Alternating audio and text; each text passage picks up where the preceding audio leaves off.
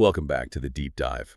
So today we are tearing into a product that has probably flooded your social media feed. Oh, definitely. Lumin Hair Growth Gummies. They're sold as this incredibly simple, tasty daily fix with some really bold promises. I mean, we're talking high percentages of people seeing thicker hair. And noticeable improvements in as little as 8 weeks. So our mission today is simple. We're cutting through all that polished branding to find the objective reality of what you're actually bidding for. And what's fascinating here is the massive expectation gap they're building. It's presented as this effortless nutritional boost, but the moment we try to find independent verification for those claims, The 8-week claims. exactly, the sources tell a much, much different story. Okay, let's unpack that gap. The website is polished. The marketing gives you these very specific success rates. But when we look under the hood, where does the independent evidence actually stand? Well, we need to separate functionality from efficacy. So, yes, it's a real company. The sources confirm the website uses secure processing and the product ships. So it's not a scam where nothing arrives. Right, you're not getting scammed in that sense. However, the trust score is only moderate. It's sitting at around 67 out of 100, according to a service like Scam Advisor. Whoa, wait, 67 out of 100, that feels like a C minus? Mm-hmm. What causes that kind of caution if the product actually gets to your door? It flags potential issues with things like data privacy, maybe some complexity in their refund process, but here's the absolute kicker. Okay.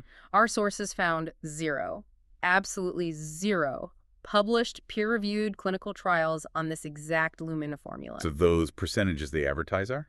They have to be viewed strictly as self-reported marketing material. It's not verified clinical data. It's advertising, pure and simple. It's a huge point. It really feels like you're buying a dream, not proven science.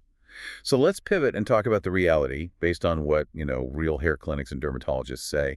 When do supplements like these actually offer a benefit? This is the critical piece of the puzzle that every consumer needs to understand. These supplements can only provide dramatic help if the person has an actual nutrient deficiency that's linked to their hair thinning.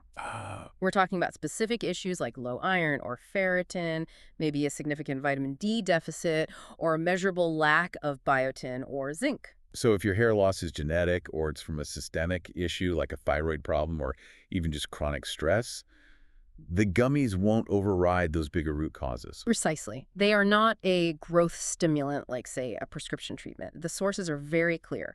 If you are not deficient in the first place, your body just excretes the excess. And you won't see those transformative results from the ads. Not at all. Underlying health, your genetics, your overall diet, those things matter far more than any single supplement. It dramatically resets expectations. So what's the final verdict for someone listening who is considering these Lumin gummies? Lumin is a real product you can buy. The risk is all in the expectations. It might offer some mild support for general hair strength, maybe if you have a slight subclinical deficiency you don't know about. But it's not going to reverse major hair loss. Anyone expecting that is going to be very disappointed. And the practical next step, if you are thinking about trying them, I'm guessing it's not add to cart. Absolutely not. Before you invest in any expensive supplement, please consult a doctor. Get a blood panel run. You need to know if you even have a deficiency that this could address. Otherwise, you're just spending money on high-dose vitamins your body doesn't need.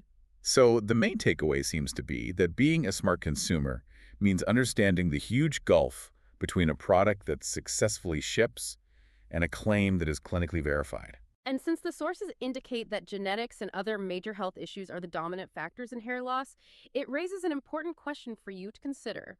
For those without a diagnosed deficiency, is the money spent on these appealing, heavily marketed supplements purely an investment in mental reassurance, in hope? Or is there always some subtle, overlooked benefit to your general health that justifies the cost? Something for you to ponder on your own.